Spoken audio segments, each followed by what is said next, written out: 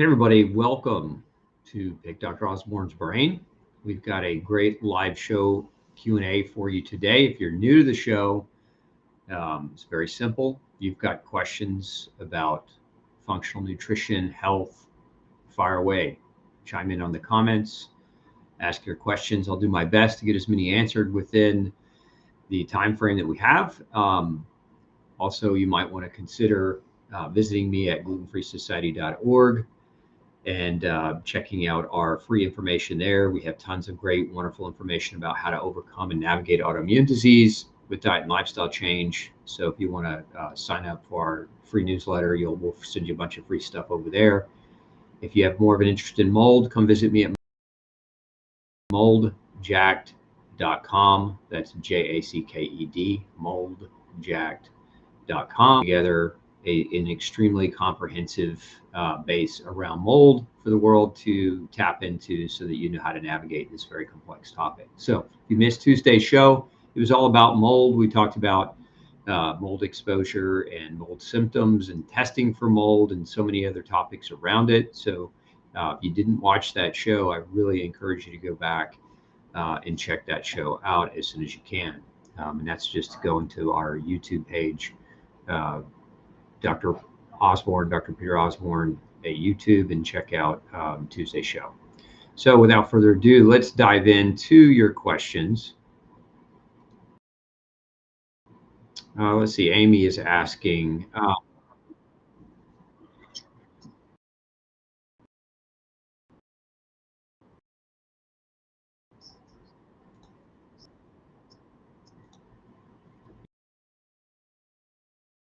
neuro illness.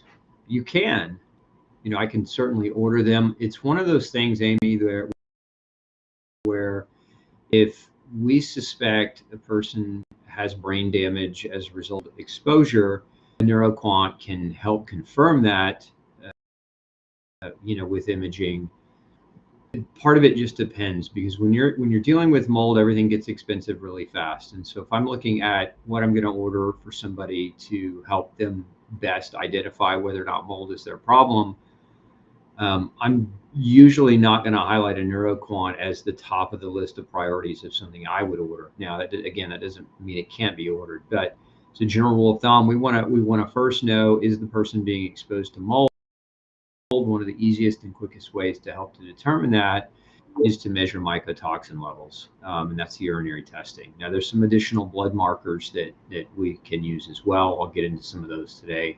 I think I've seen several other questions coming through on that particular topic. So, but yes, the answer is yes, but also the answer is no. It depends on the person, depends on the situation, depends on whether or not they're trying to go to court to sue somebody for damages, especially in new home builds. Generally, and when it comes to court preparation, we try to collect as much data as we can so that we can prepare that person to win their case. So beyond that, I hope that's helpful for you. Let's see here. Should I be worried about mold when I buy dried fruits like dates, figs, which I eat frequently? That's a question from Terry. Terry, great question. Yes. Simple answer, dried fruits are arguably one of the more contaminated, or can be one of the more contaminated foods that contain mold toxins. And so especially if you have been in mold, or you're told you're struggling with mold or have mold illness, generally we generally try to recommend a diet that is low in mold toxin exposure to recover if they have a background of mold or if they have a history of being exposed to environmental mold. That being said, I don't want to put the fear in everyone's hearts that if you eat dried fruit that you're somehow going to become mold toxin poisoned.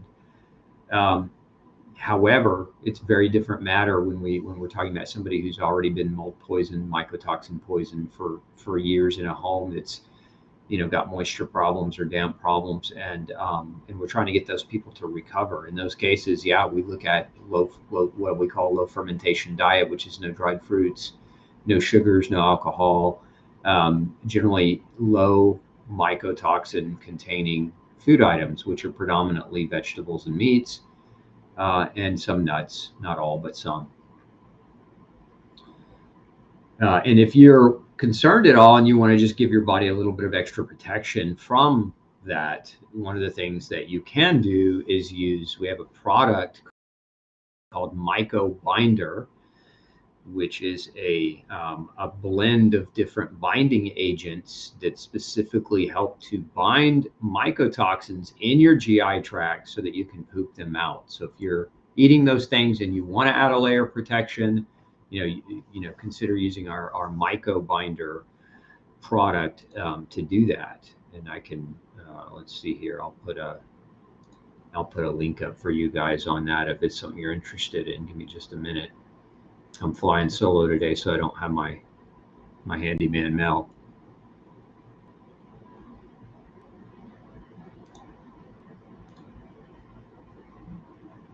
Okay, I'll get that up there here shortly.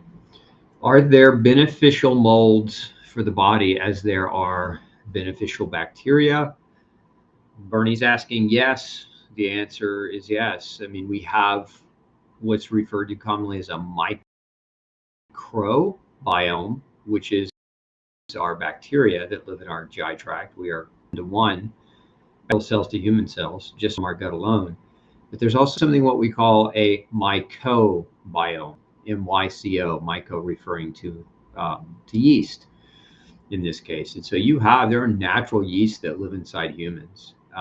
Now, just like bacteria, we live with a lot of bacteria, we live with a lot of yeast. It's not so much an issue of whether or not they're there as it is, are they there in high enough amounts to start contributing to problems? So classic yeast in a normal human microbiome is something called Candida albicans, and there are a number of species of Candida, but Candida is a very common family of yeast that inhabit humans. Now, you can have Candida overgrowth or yeast overgrowth. This is what, when women get a vaginal yeast infection, this is an example of that, where you have an overabundantly robust growth of these microorganisms, and now they are releasing toxins and other chemicals that can become problematic. But we do have normal quantities of yeast.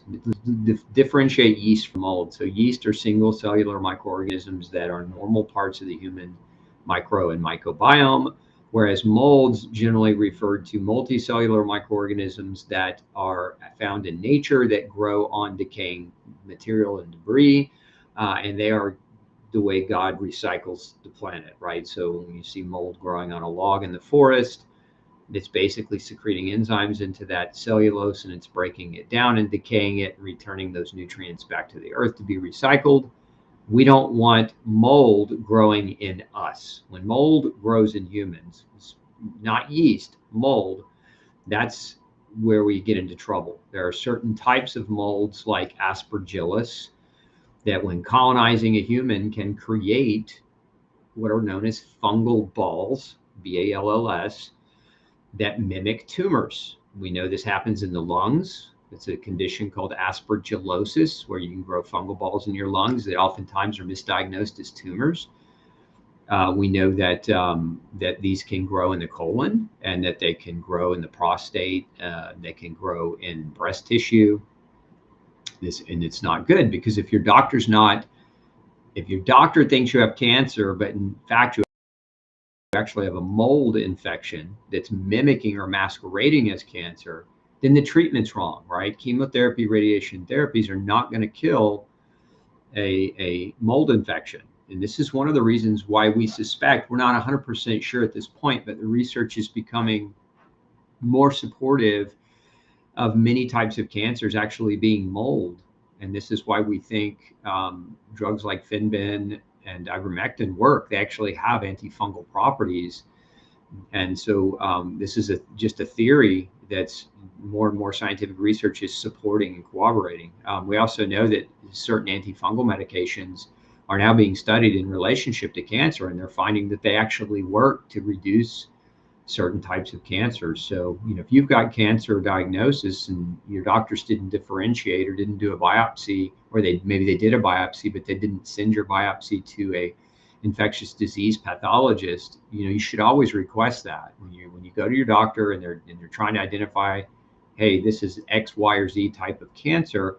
request that they send your biopsy to an infectious disease expert who can biopsy under the auspice that it could potentially be mold.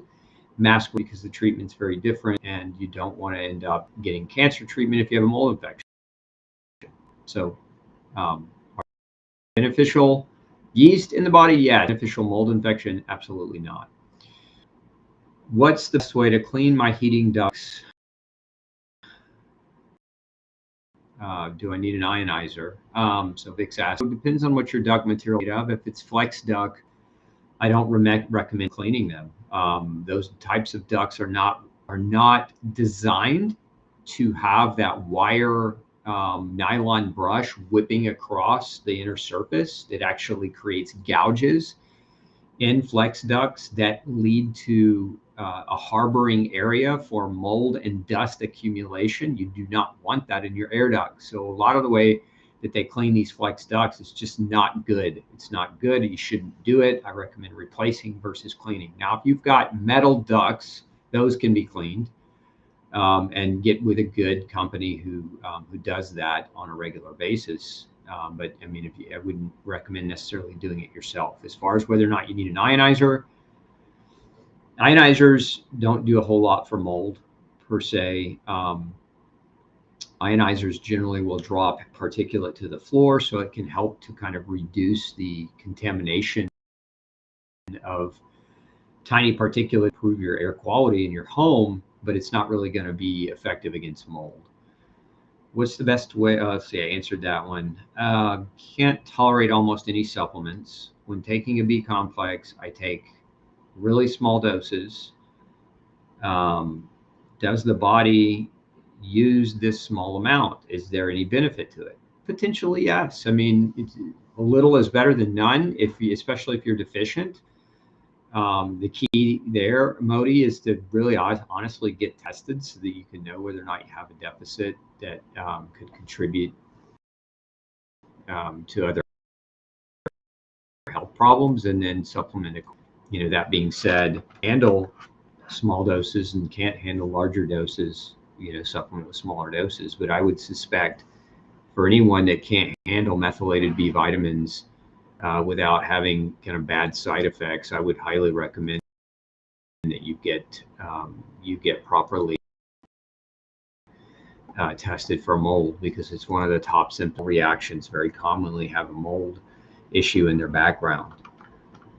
So I promised you guys a link earlier. Sorry, I'm a little slow on it, but I just threw that into the feed for you on the Myco binder that we were talking.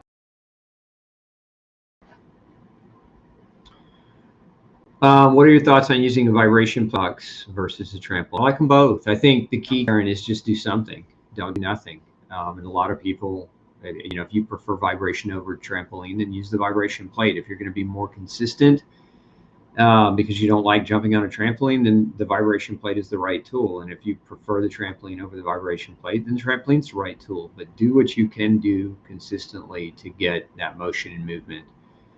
The trampoline is definitely more cost effective, and vibration has other benefits beyond what a trampoline gives. But it just, again, it also depends on what you're trying to do. Like if you're trying to rebuild bone, vibration plate has some advantages over a trampoline. If you're just trying to move lymph, they both are effective and they would both work. What's the best way or cleaning solution that I can kill mold that I see growing on grout or caulking, or anywhere else I might find it? I'd say, Kristen, there are a number of different formulas that are effective against mold. The company that I personally like is called EC3. E is in every, C is in cat, 3, the number, EC3, as just like a cleaning agent for countertops, bathrooms, and that kind of thing. I would say, but though, if you're seeing mold growing on your surfaces, then you should be asking a different question.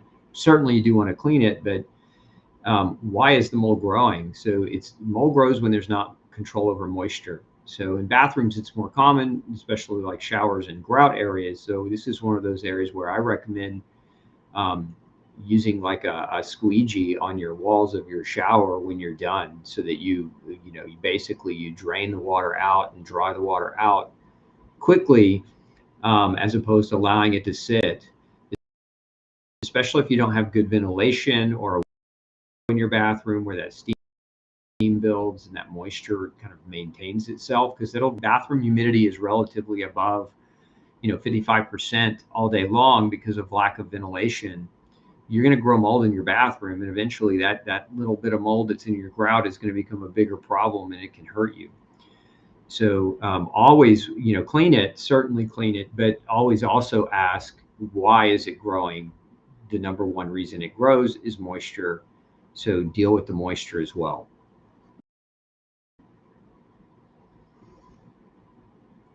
With ALS, what would be your first 5 steps to treat it apart from removing mold and gluten? So if you mean ALS and amyotrophic lateral sclerosis, I would say get tested. It's a dangerous, deadly disease that can kill you, and you don't want to do it yourself project with ALS. So get a good functional medicine doctor who understands it and really embark on. So the first step would be get a good functional medicine doctor. The second step would be do things like test for heavy metal exposure. You want to test for nutritional deficit. Other food sensitivities beyond gluten that might be also triggering to the autoimmune process. You want to test for microbial exposures. It's not uncommon to see yeast overgrowth in people with ALS, so make sure that all those things are being measured for, Jim, so that you can get a good blueprint strategy on how to make adjustments to help you recover better, more amply.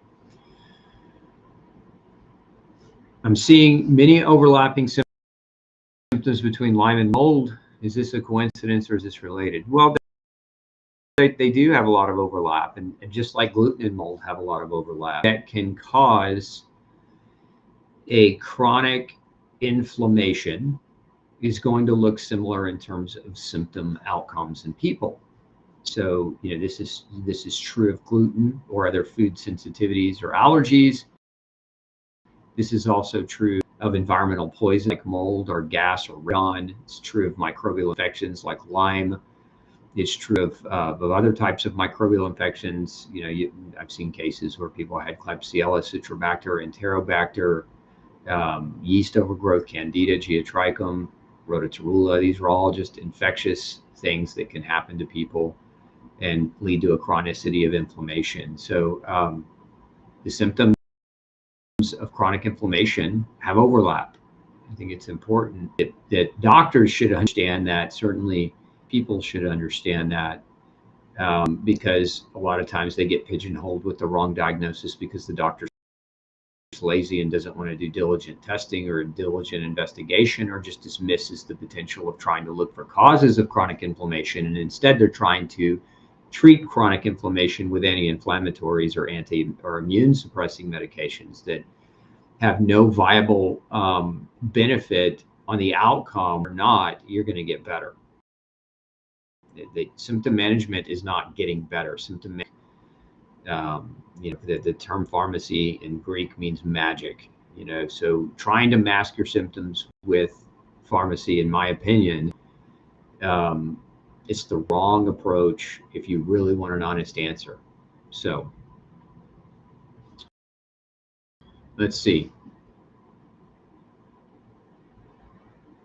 How about a UV light for AC ducts? So UV light's not going to, and here's why. If you walk outside on a sunny afternoon, sun is shining bright, look down at the sidewalk concrete, you're going to see mold growing on it. And that concrete is exposed to the most powerful UV light known to man, which is sunshine. For UV light to have any effect at all, you have to have a really strong dose of it, and you have to have a long time of exposure. A UV light in an HVAC system is generally, it's like one UV light tube that they insert at a certain area in either in your ducts or around your filtration device in your HVAC. And so it's just not super effective at preventing mold from growing or killing mold effectively. I mean, it's not that, they're expensive, first of all. And so from a cost affordability, if you've got the money to burn and you want to have a layer of prevention by putting a UV light in your ducts, great. But it's not anything that I would recommend that you prioritize spending your money on, and it's not anything I would recommend that you to try to remediate mold. Let's see here, Brad Karen, how big of an issue is infecting oneself through sweating and almost every day? Is it true we need to be that fanatic? Oh God, good question. Thank you for asking it. There's a belief in the mold doctoring community that there's a type of bacteria called actino that if you have that, you need to be like extremely diligent about washing your sheets every day, washing your skin, scrubbing your skin with just scrubbing your skin every day with soap is harsh on your skin and your skin's microbiome and the oils that your skin secretes. But that's one of the beliefs, is that when you have actino present, that you're not going to get rid of your symptoms unless you scrub yourself and scrub your bed and scrub your sheets and your pillowcase and everything else on a daily basis. I find that to be not affect my own experience. I find that to be harmful to the people that are being told to do it, because when you're washing your skin aggressively, you're destroying your skin's microbiome, and you're basically emulsifying the protective natural oils that your skin secretes, and you're drying your skin out, and you're removing one of its barriers of protection. So it's just not something that I recommend. So I just don't see eye to eye. I don't know what you've been told, Brad and Karen, but that trend coming on strongly, and I just don't disagree with it. I've had a lot of people come to me after having been told to do that, and their skin's a wreck. They've got severe inflammation and eczema, and they're not getting it, and doing that has made them actually worse. So just my experience.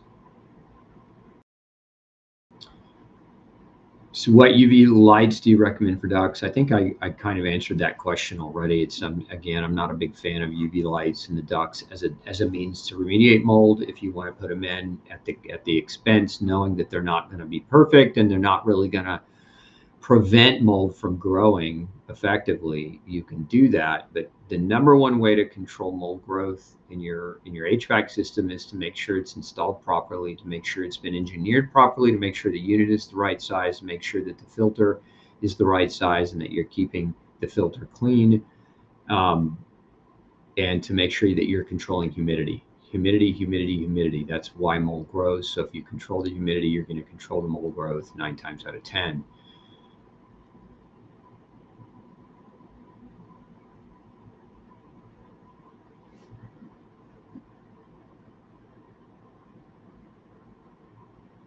Let's see. What about rheumatoid arthritis? Also severe sinus problems and pressure.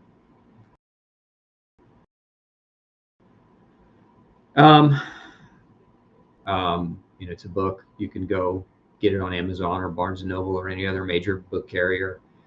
Follow the 30-day diet. Start there. Most people that do with RA notice tremendous change and improvement.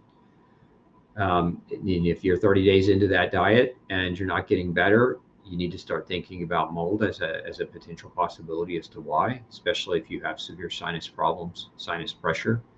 You might consider using a neti pot on your sinuses. I personally like to take a neti pot and put a little bit of hydrolyzed silver in the neti pot, and run it through when I'm having any kind of sinus issue. But that's just a preventative thing that you can do at home, but I would follow the diet change first. What about bentonite clay for mold internally? You can take it. There are a number of products that contain it. It's a binding agent that binds onto mycotoxins. It competes for binding of mycotoxins with bile, and so it can be part of an effective strategy to bind mycotoxins. While detoxing mold, will we also take care of detoxifying glyphosate? Yeah, the best way to detoxify glyphosate is, honestly, it's to not be exposed to it. It's to cut your exposure. So eating organic, not using GMO product, will protect you tremendously, and your body will typically do the rest. But if you're trying to support detoxification even further, it depends, Brad and Karen, on what you're using to detoxify with from mold. So if you're using binding agents to pull mycotoxin through your GI tract,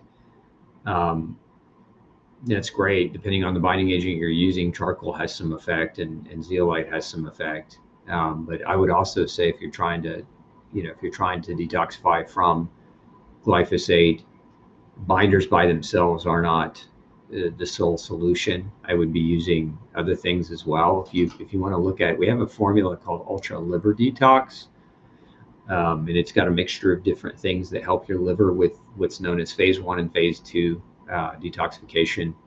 But I would consider doing that to support your liver's ability to process toxins and remove them.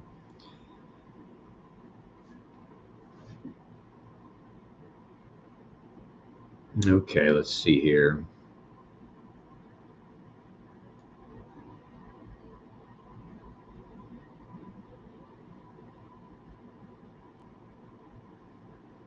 What's your protocol for a mild detox? Is that a typo? You mean mold detox and you just typed an I instead of an O, or they auto corrected or auto spelled?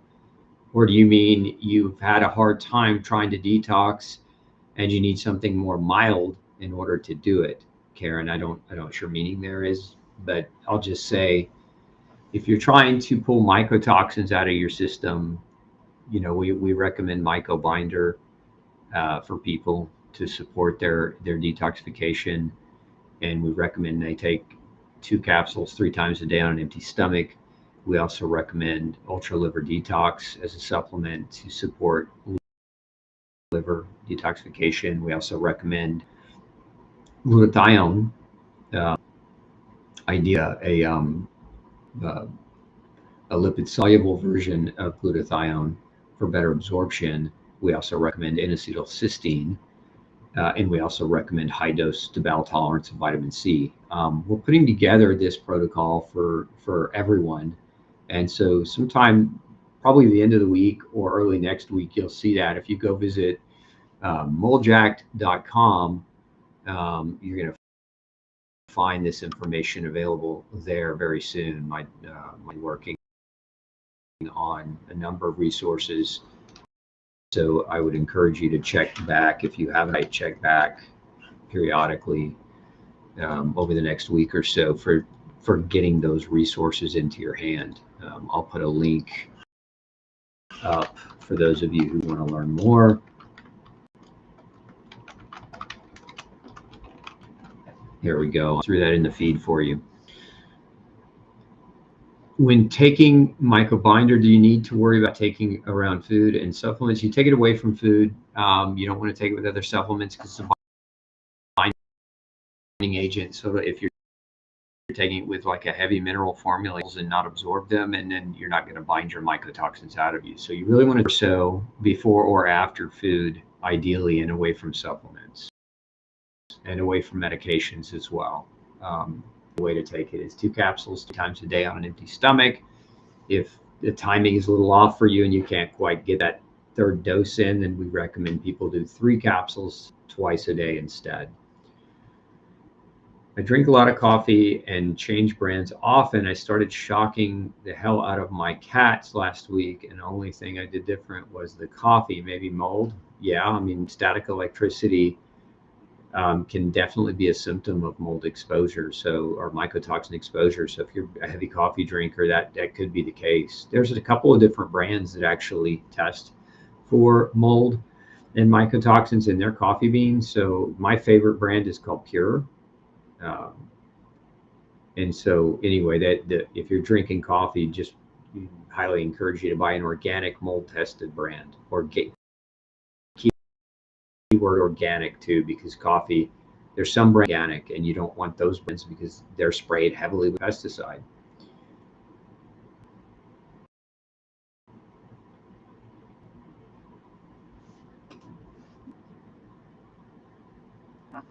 Why do I feel dehydrated after taking omega-3 and magnesium bisglycinate, chelate, having to drink a lot after taking each and only one each day, not both in the same day, also lightheaded?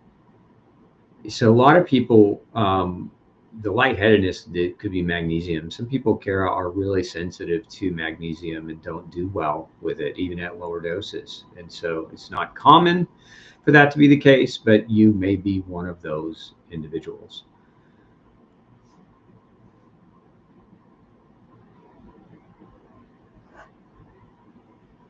I live in the Pacific Northwest, lots of raining, tanning bed with the most UVB light, 10 minutes a day, a few times a week. Will it raise your vitamin D? Yep. UV raises your vitamin D. A UV will hit your skin, convert the cholesterol in your skin into vitamin D. So it's definitely a way to make it in the winter months if you're up north. I have diabetes. In the summer, I started taking vitamin D with vitamin K and noticed that my blood sugar started to be higher. Should I not take vitamin K?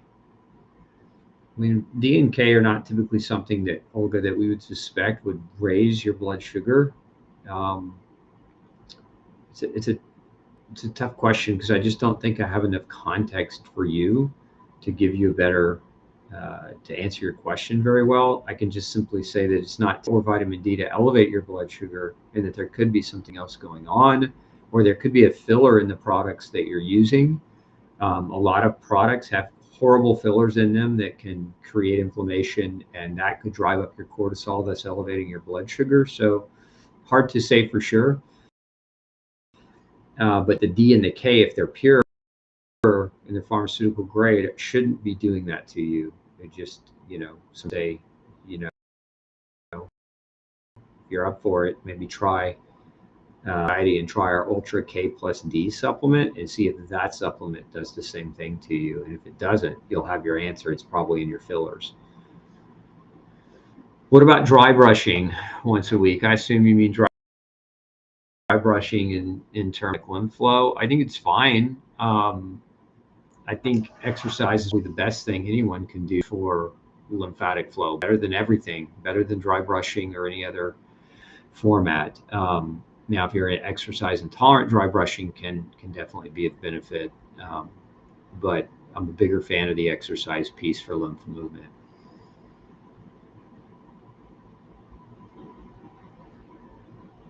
What can people do who are stuck in mold and can't afford to get out? Too old and too sick to stay in a tent? Is there anything we can do to help support our system? That's a really tough one, Donna. I'm sorry if you're going through that. I really am. It's a tough situation. I would encourage. I don't know if you have a porch.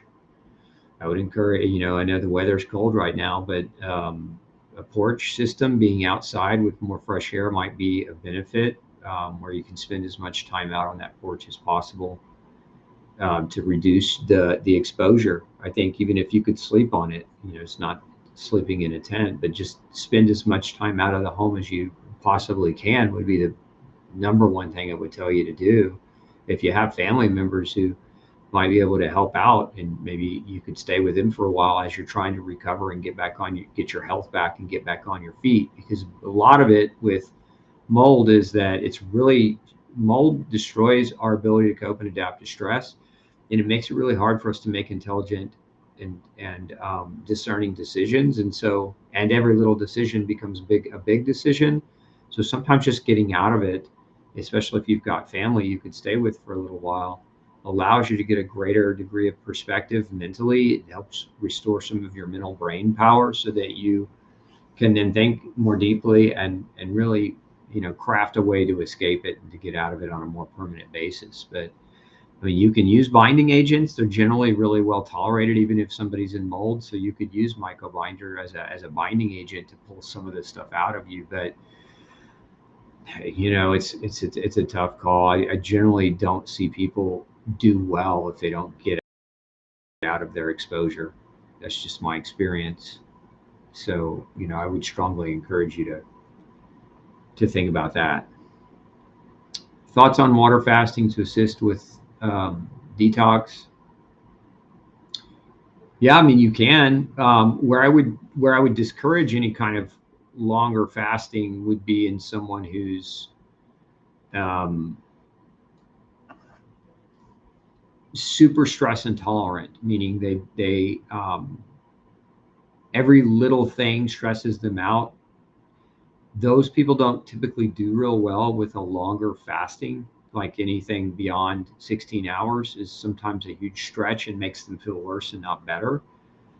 But if you generally feel well and you're just trying to add water fasting to assist with some detoxification, there's not most people will tolerate that well. I think especially up to 3 days of fasting, most people can do really well if they're relatively healthy. But where we see this be a problem a lot of times is in women who are not well. They generally don't do well with fasts, so it's not the first line of recommendations that we would have in that situation.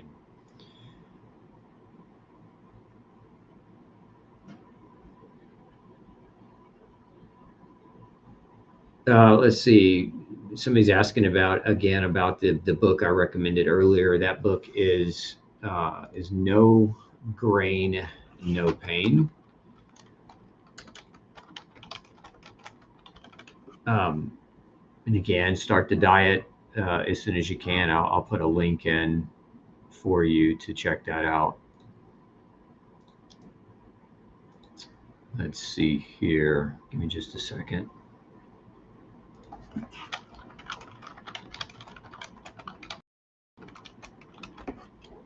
There you go. I just put a link up for you.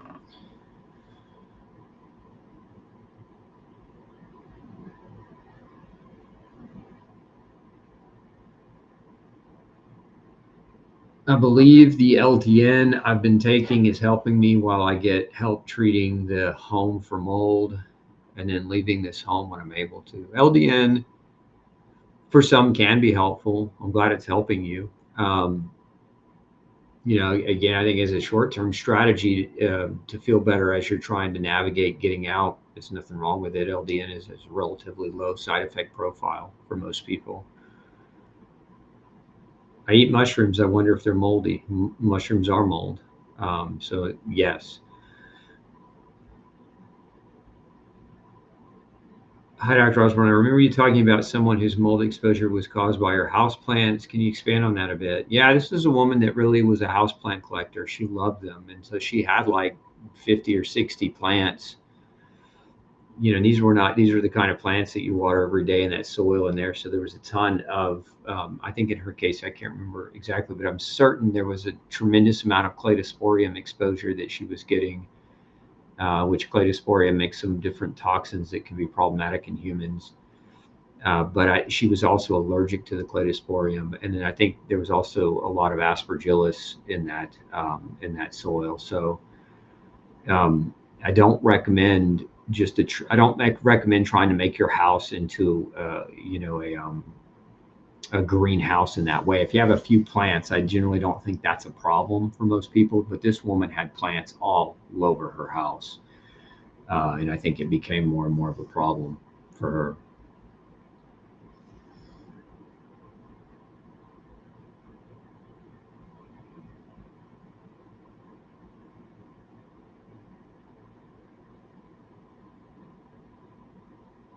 Yeah, so I think that should bathrooms always have a fan to keep mold down? Bathrooms should always have a ventilation fan. Now, if you live in an older house, it may not. And hopefully, if you don't have a ventilation fan in your bathroom, you have a window that you can crack when you take a hot shower so that steam has some place. If you don't have either, you need to buy a dehumidifier and run that in your bathroom. You'll notice when you measure the humidity in a bathroom where there's no ventilation, you're going to get 60+% humidity staying in there for hours after showers. And if you've got a couple of people in the home using the same bathroom, what that equates to is a major humidity problem that just doesn't go away. So, vents, windows, and dehumidification devices, and you can buy freestanding dehumidifiers, at the hardware store. Home Depot, Lowe's, Amazon carries them. And also, we've seen this a lot in new construction where the bathroom vent fans actually don't go anywhere. The fan, you can turn it on, but then when you check to see where it's pulling the air to, it pulls it right into the attic, and so it's just making your insulation wet. It's creating a mold problem in your attic. So definitely want to check to make sure your when you buy a new home, you want to make sure that bathroom fan has an exit strategy out of your home and not just into your attic. We've seen that a number of times in folks.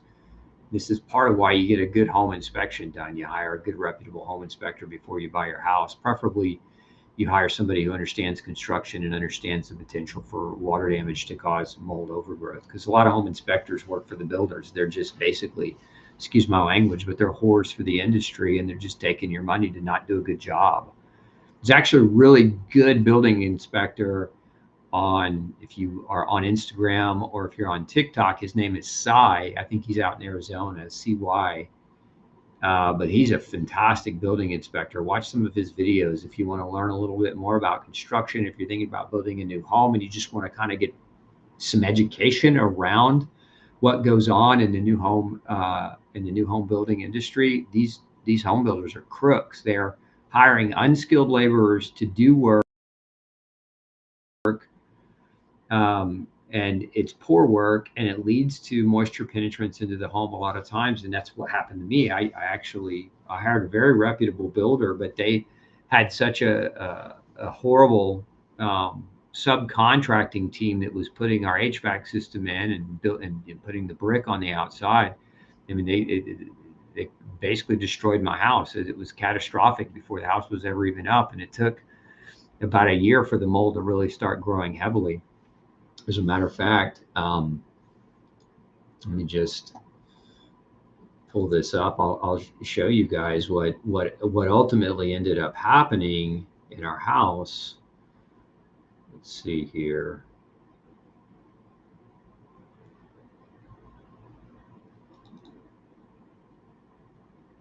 I'm trying to share an image. Let me know if this thing is coming through. There we go. I think it's coming through now. If you guys can see that image, I just can't see it on my end if it's coming through or not. But that's my bathroom counters. If you can see that image, I've got it. I'm sharing it on the screen now. My bathroom counters were just completely covered. You can see they're laced in a white powder. That's mold. And anyway, it started in one part of my house, and then it just slowly expanded out, and eventually it was on every counter in the home. Let me see if I can share that better. We're seeing not coming through. Let's see here.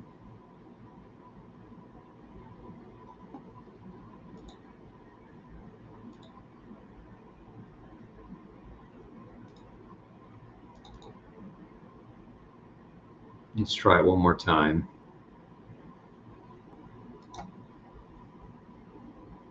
Let me know if it's coming through.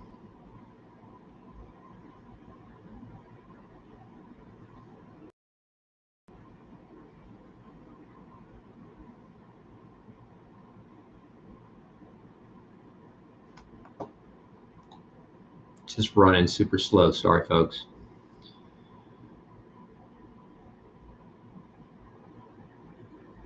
I don't know if it's coming through or not. I'm not going to spend a lot more time though on it. So yeah, I shared it in Tuesday's live stream as well. You can, if you go back and watch that. For whatever reason, it's not wanting to share it. Oh, maybe we're sharing it now. There we go. Yeah. So anyway, that's my bathroom counter. This is what happened to my wife. We came home from a trip, and we had family coming in the following weekend, and so she was cleaning the house, and it wasn't quite as bad at the time, but she proceeded to clean this off, and as she did it, she basically aerosolized all that mold and mycotoxin right into her lungs, and it made her super sick, and she was in bed after that with a fever for 18 days straight. And that was the beginning of her, of her kind of downward spiral in her health. So, yeah, this was all moisture. We had no leaks. We had no obvious like major water running in our house. This was just simply poor construction. I think God put this in my lap so that I could make people more aware of it. Anyway, that's part of our story. Okay, here we go.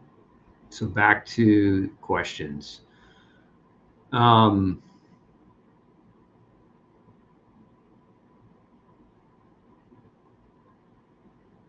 Yeah, somebody says, I like Taster's Choice coffee, but it's labeled gluten and caffeine free. Don't use Taster's Choice, not unless you want a major problem. It's horrible. Pesticide loaded combined with mold and mycotoxins. I just not a brand I would recommend. How do you feel about antibody mycotoxin testing? The creator of the test makes many interpretation claims which seem incorrect without naming names. I know who you're talking about. Look, I think that there's better ways to. So first of all, let's just call out the flaw in doing an antibody test against a mycotoxin in a human when you're trying to ascertain why a human is sick.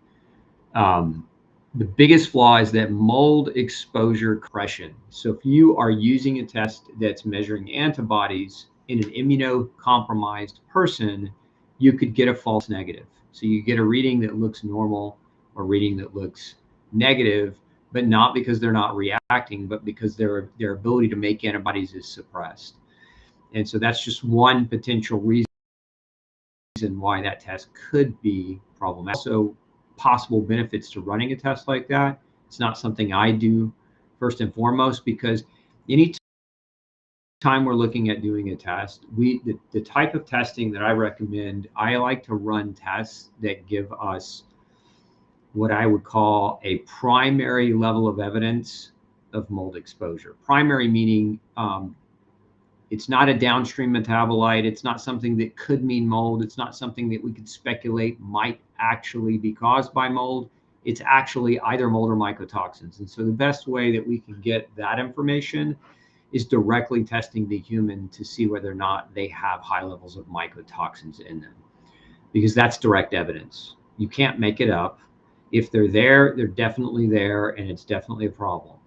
So to me, that's probably one of the top tier tests that I would use and I would recommend. Now, on that same note, there's a lot of, since we're talking about testing, I think maybe I'll just share. This is not the end all be all of testing, but it's a general kind of guide of things you can start thinking about and asking your doctors about. Let me share my screen again with you. Hopefully it won't take 5 minutes to get this thing to work for us.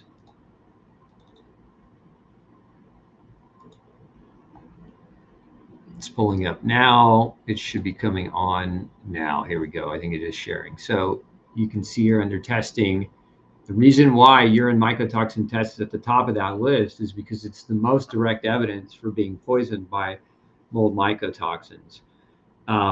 And these are tests for humans, not tests for houses. So I want to be clear. This is not home testing. This is human testing. So you can also do blood inflammatory markers. Some of these inflammatory markers like TGF-beta1 and C4a are markers of inflammation that could mean mold, but they're not necessarily certain that it's mold. In other words, they're indirect, and this is why they're not at the top of the list. And you see in the third spot is mold antibodies. So if a person's actually got mold antibodies to different species of mold, this could be an IgG, IgA, or IgM antibody. We know from research in human studies that people exposed to mold do have high levels of mold antibodies, more so than the controls who are healthy and not being exposed. And then there's also mycotoxin antibodies that can be measured. But again, notice those two tests are kind of toward the bottom of the list, not at the top.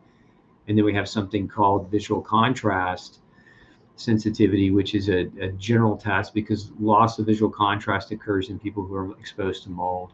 And you can do mold cultures to determine whether or not mold is growing in a human. And so there's different kinds of cultures. There's sinus cultures, there's gut cultures, lung sputum cultures, etc., to try to determine, again, whether or not the mold is growing in the person. So those are some of the general ways that we might look to I try to identify whether or not a person's being exposed. Now, when we're talking about testing for a home, it's a very different matter. When we're testing for a home, we're generally looking at a comprehensive forensic evaluation of the home that's performed by somebody who knows what the hell they're doing. Most mold inspectors are ignorant and underqualified because in course in mold inspection to become a mold inspector. And so if you're not mold literate, you're just kind of doing the bare minimum, and you don't really understand construction and airflow and water penetration, and fundamental things about why mold might grow, then as a mold inspector, you're not going to be a very good one.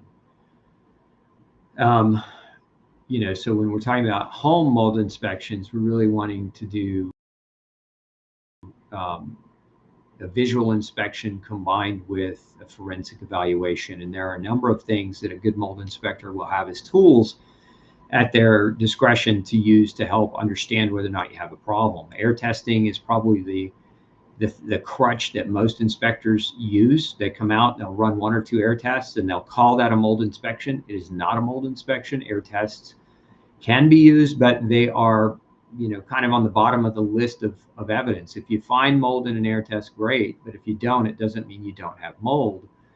Air tests are highly inaccurate, and to do a proper air test, you need a minimum of 27 air samples of an area to be able to discern the quality of the air. So if you're just doing 1 or 2 samples, you're already, as a mold inspector, most people don't want to pay for 27 air samples, and that's part of the issue. It's expensive to do 27 air samples because they're $100 or so a pop, but if you try to isolate and identify the price, why where it gets expensive, you're trying to figure out, is it a problem, right? And types of testing, you're going to get stuck in a moldy home, and your health is going to deteriorate.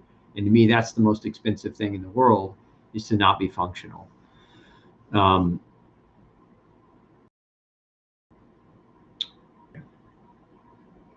Can mold cause hypothyroid and arthritis? Yes, I've actually seen several cases of RA mimicked by mold exposure. I had a case one time.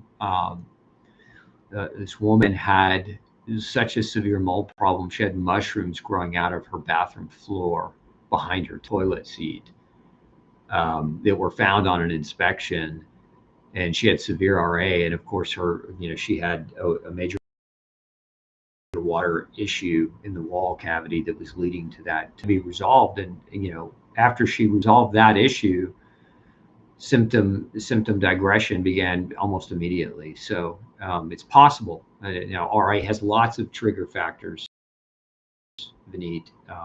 Food, chemical deficiencies can also play a role in triggering RA as well, but mold definitely can.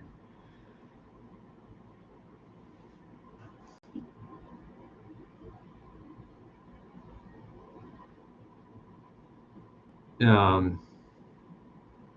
like this comment. Did your 30-day challenge, love your book, still seem to have no fill valve when I eat, lost weight but can't stop eating at night, have fibromyalgia. You need to look for mold. If you're still struggling a little bit, Papa, you need to look for mold.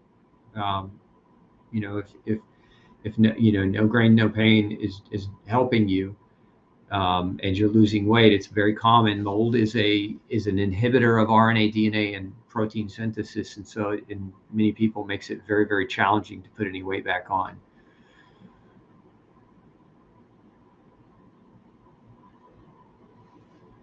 Yeah, so if you've got vent fans that are running in your bathroom and still having issues, you need to get a dehumidifier in your bathroom, an extra dehumidification device, and then probably have somebody who knows what they're doing come out and check your HVAC system for whether it's sized properly and hooked up properly. One of the biggest mistakes that we see in people that have mold problems or develop mold problems is their HVAC systems are improperly engineered and properly installed. This is part of what happened with us, because we spent the money on a more expensive system designed for air quality, and the company that installed it improperly. Not just did they install it improperly, the extra dehumidification device that we put on the unit wasn't even installed. It was sitting in the attic, not connected. And so at any rate, you've got to look at, if you're still having the problem, if the humidity in your home's not being controlled, that's where you're going to get the big issue. And in the US, humidity is controlled by your HVAC systems. So this is why we see the problem being very common there. There are antifungal medicinal mushrooms. Yes, there are. I'm not saying that all mushrooms are bad if you're in mold. There certainly are mushroom byproducts that can help people who are in mold, like beta-glucan can be derived from mold, and it's very helpful for the immune functionality in people who have a mold problem. But as a general rule of thumb, that's a small list of medicinal mushrooms compared to just like, say, button mushrooms or mushrooms you're using to cook and eat with. Are mood or cognitive changes a big issue that you can see with mold? Absolutely, both. I took an oat test and it showed mycotoxins.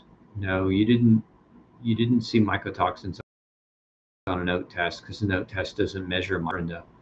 An oat test measures byproducts of chemical products of different types of mold species, but it doesn't actually test for mycotoxins. Now, I could be wrong there if I had an add-on of mycotoxins in that oat test, but an oat test is an oat test, and it's not technically a mycotoxin test.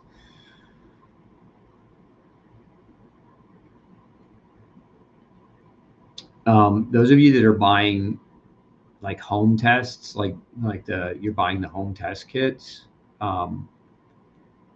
those are good places to start. I don't want to discourage you from kind of trying to do some of your own research at home. So like if you're buying the culture dishes or the home dust collections, I just want to be clear that if you don't find something on those tests, it doesn't mean something isn't there. Those tests are not definitive. Those tests do not, they don't rule out mold.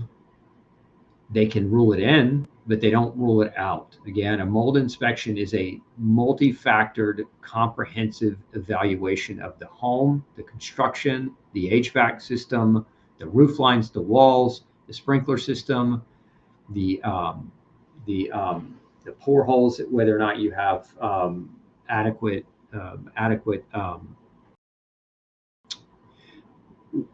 water consideration control around the construction of the outside of your home. So for example, on a downward slope and the water's running downhill towards your house and you don't have French drains, like that's going to lead to water penetrance into your wall cavities. There's all kinds of things that a good mold inspector, actually this week we have a guide coming out on what to properly do to inspect a home to ensure that you reduce the risk of buying or renting a moldy place. So look for that coming end of week at moldjack.com.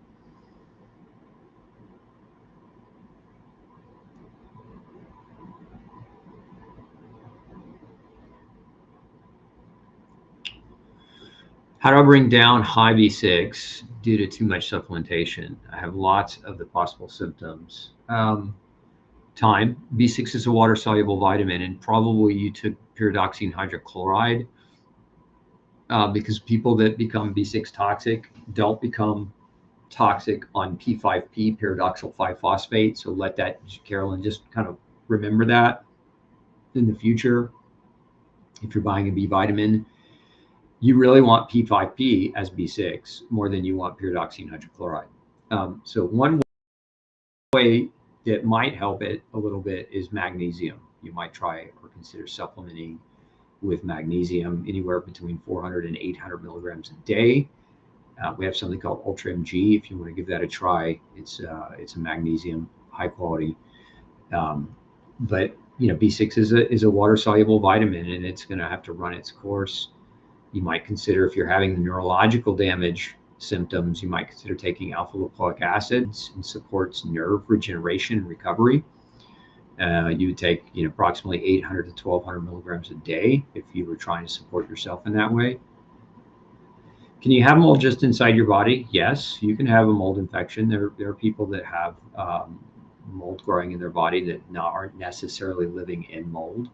We see this a lot in patients that are going through cancer treatment. When you take drugs, they compromise your body's health and immune system.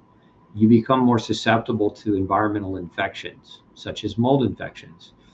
So you don't necessarily have to live in mold to have a mold infection living in you. Is it true that using white vinegar and water gets rid of mold? It's not true. Getting rid of, you want to clean the mold out. You can use white vinegar as kind of a cleaning agent, but it's not going to get water control is what's going to get rid of mold.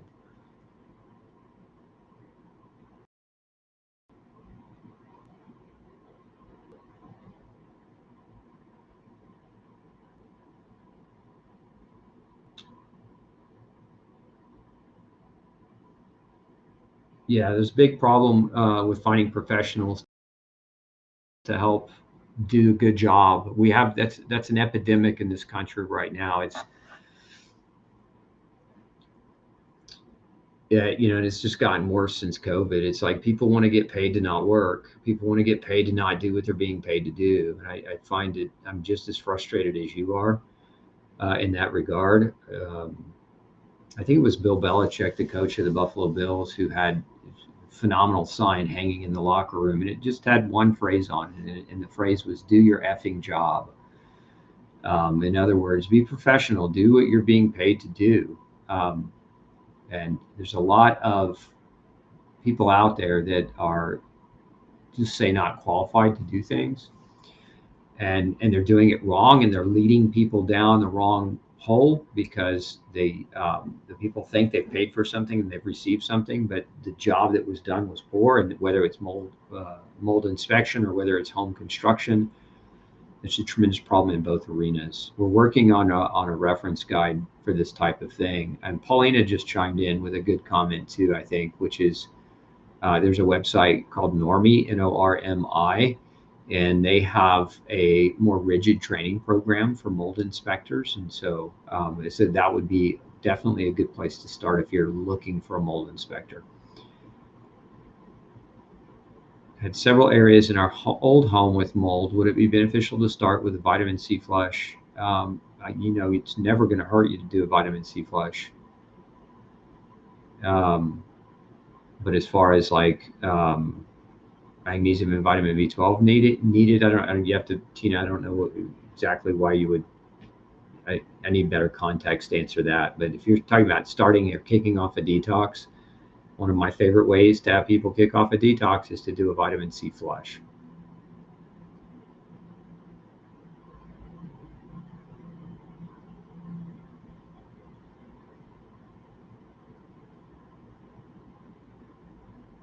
Can we burn camphor to detox the air and reduce mold? You can, and it might help as a preventative strategy, but it isn't going to help get rid of why the mold grew. There are a number of essential oils that have, antifungal properties. I like thieves oil as a blend, has a number of different, ingredients that are antifungal. Thyme, oregano are both antifungal.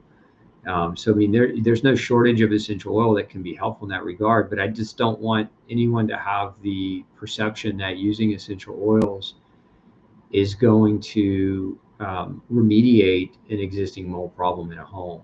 The only way to remediate mold is to first find the mold. The second, identify why the mold was capable of growing, which is, again, water control. There's a moisture problem. In Europe, they don't even say mold. They call it dampness. They call it, the problem is not a mold toxicity problem. It's a building. Mold grows because of dampness. So you find dampness is coming from, and you solve the dampness, then you remove the mold and remediate the home. Then after the fact, if you want to use essential oils to diffuse or to use in the home as a preventative strategy to reduce the potential then great. But just don't use them as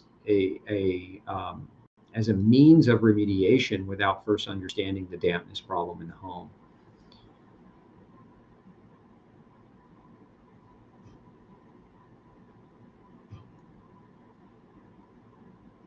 Is there a safe mold inhibitor to add to paint?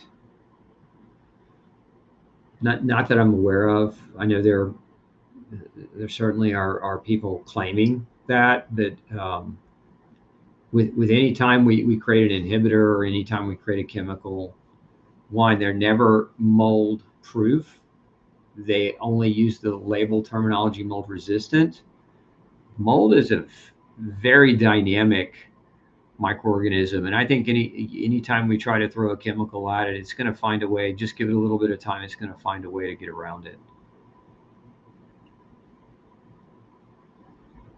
Kills as a base coat in my house for mold prevention. For mold prevention, just not for mold covering. I don't have a problem with kills at all. Just I have a problem when landlords or when builders will go in and where there's water damage, they'll paint kills over the water damage without assessing whether or not there's mold behind the water on the sheetrock, and there most likely is, and so they kills over it to hide it. That's not going to work.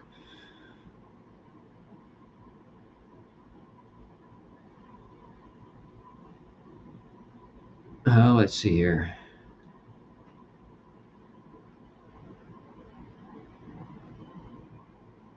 So woke up at 3 a.m. last night and put thieves oil in the diffuser. How can we sleep with all this hanging over our heads? I mean, the best way is you got to figure it out. I mean, that's life, right? When you are struggling, first principles thinking, you want to figure out why. And if mold is playing a role in that, then you can't live in the mold and expect an outcome different from the outcome you currently have if the mold is making you sick. And mold doesn't care about whether you have enough money to get out of the house. Mold doesn't care feeling bad. Mold doesn't care about you. At the end of the day, it's designed to recycle you. And it may sound harsh. I'm not trying to be harsh. I empathize with anyone that's stuck in that kind of a situation. But you've got to get out of it. I mean, I've seen people die in the mold. I've seen people just resist that thought, and then they end up getting cancer, and it's not cancer, it's a mold fungus that's really taking them out. I've seen a number of people die from mold exposures. Don't stay in it.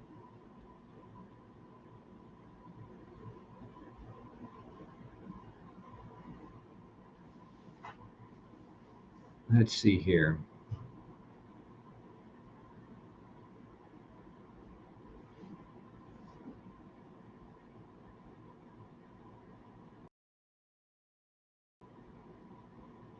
When out of mold, symptoms should improve, but we have noticed that as some symptoms improve, other ones tend to take front stage. Is this normal?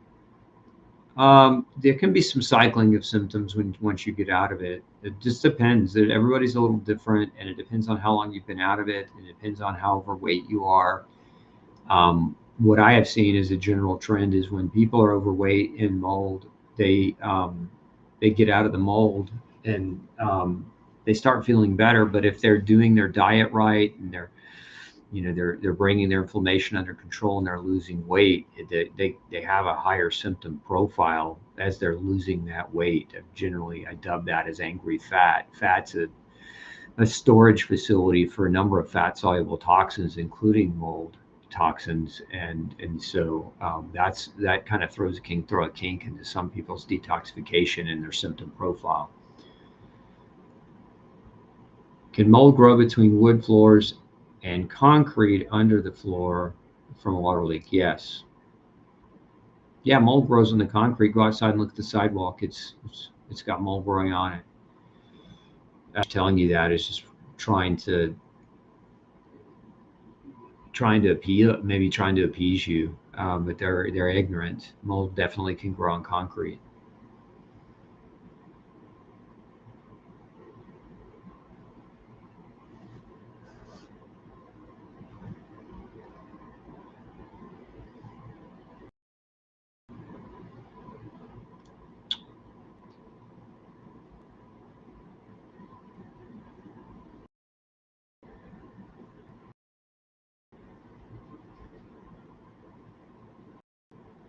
Let's see here. Will mold jack tails on encapsulating crawl spaces and other building details? Yeah, we're working actually with Premier mold remediation to create kind of a comprehensive guide.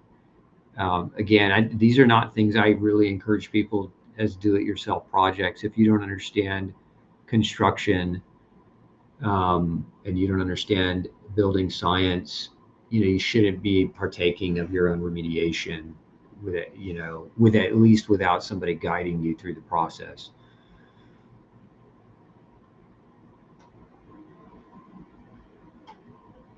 Can a higher quality furnace filter help remove mycotoxin particles? Probably not.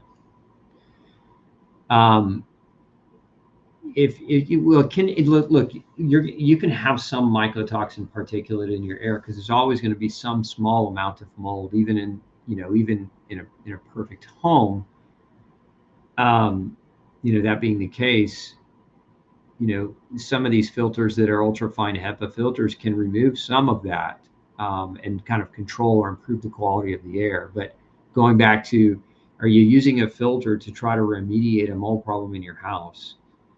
Filters are not going to remove the mold problem from a house that has a mold problem, and that's the clarification I want you to know. The comment here: most mold contractors are inept. I don't disagree. That's part of the frustration is that you're trying to navigate this issue, and at the end of the day, if you hire somebody who's inept and don't know it, they do a bad job. You don't fix the problem. And that really is the point of frustration for many people. And right now, as it stands, there's not a perfect solution to that other than to, you have to do your diligent homework and find somebody in your area with a really good reputation, right? And you have to hold their feet to the fire. And ultimately, you really need a fantastic mold inspector who can check their work. And you need to make sure that anytime if you're doing remediation, that you make sure that the remediator gives you a guarantee that once the remediation is done, that your mold inspector gets to come out, check their work. And if their work doesn't hold up to the scrutiny of the mold inspector, then they don't get paid. Because you don't want to spend thousands of dollars on remediation to somebody do a bad job and then disappear. So, part of the process of remediation is first step mold inspection. Second step, mold inspector creates a mold remediation plan. Third step, hire a mold remediation company to follow that mold remediation plan. Fourth step, hire your mold inspector to come back out and check their work. Fifth step, if the house is clean, you get a stamp of approval and pay your remediator. If not, the remediator comes back out and does the work until they find a new remediator who will do it.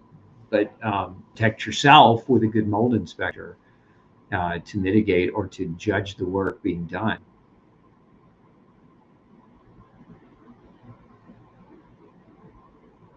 Yeah, so the question or the thought here, it's difficult to get an attorney case. The number one thing that attorneys have told me, Angel, about accepting a mold case is the attorney will not take a case if the person won't move out of the home. Because you can't litigate a mold case where you're claiming that your house is killing you if you're not willing to leave it. That's the first litmus test that any good attorney who's doing mold litigation is going to rely on, is that you're willing to get out of the house. Again, you can't go in and try to say it's hurting me if you're not willing to get out, and they won't take your case. They'll never take your case in that situation.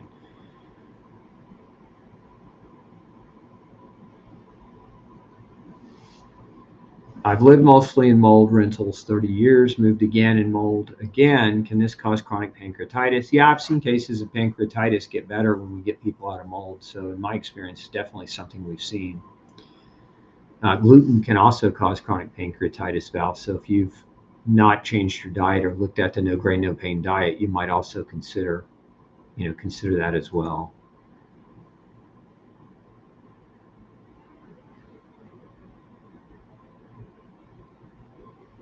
Let's see here.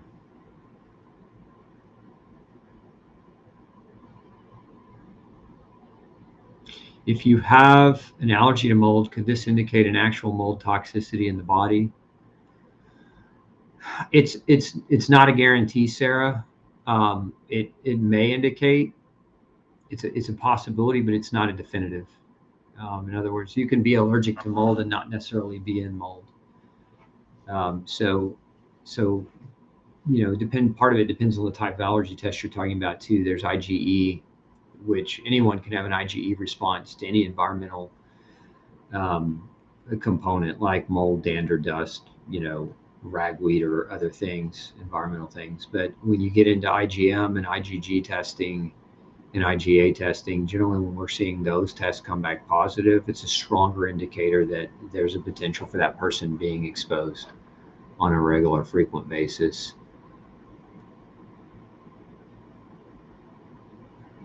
What about tea? Patricia says, what about tea? Tea can contain mold. I mean, I recommend with tea that that you be cautious as well. It's for the company that I'm aware that does some good testing on their tea is PK. So if you're a tea drinker, that's a good company to look into.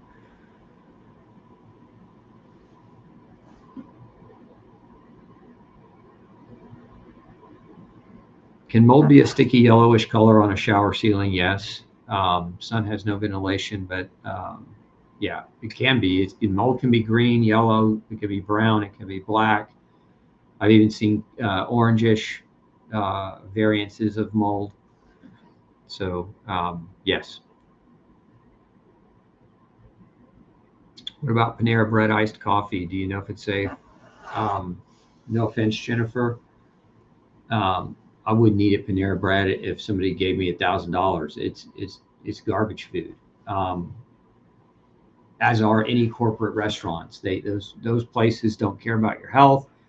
Generally, their products are definitely farthest from organic as possible. And typically, in order to get the same taste from one Panera location to the next, they have to use chemical flavoring agents to make it all taste the same. And that's just not something I would encourage anybody to do. That being said, I highly doubt that they do any kind of specific mold testing on their coffee. So anyway, not to try to insult you or anything, just trying to encourage you to not eat food that isn't good for you.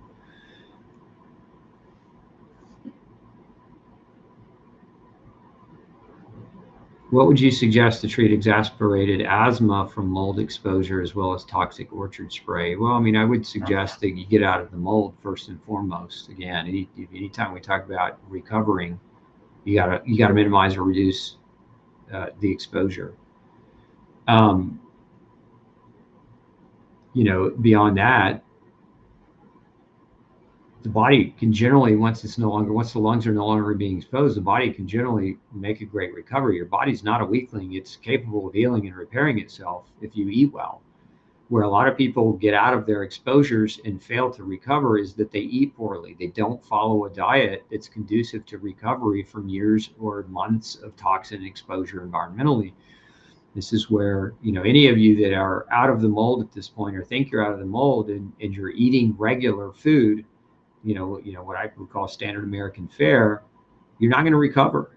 You have to change your diet to account for good quality nutrition. You have to reduce the potential sources of mold from the food that you're eating, which grain is full of mycotoxins. And so you're not going to recover from mycotoxicosis poisoning if you're eating foods that are exposing you to the same toxins you're trying to recover from. It just isn't going to happen. And this number one mistake we see people make.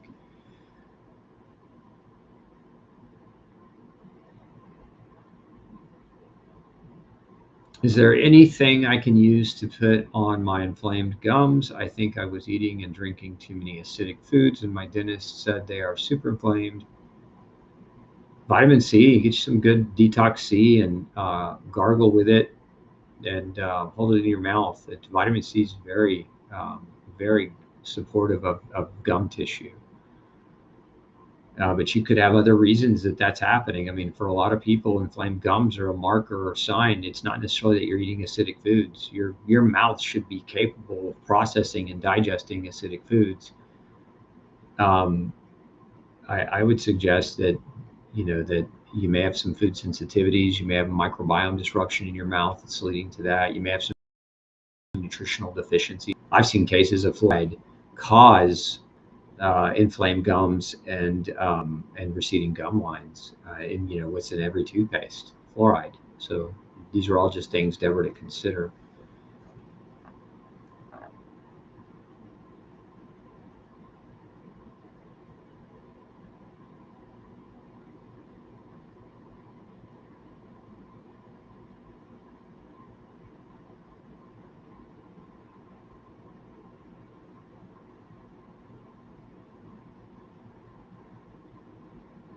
Have you heard of a device with a laser that kills mold? No, I haven't heard of any laser devices that effectively kill mold. And it's not to say that one isn't one that exists, but just not something I've come across.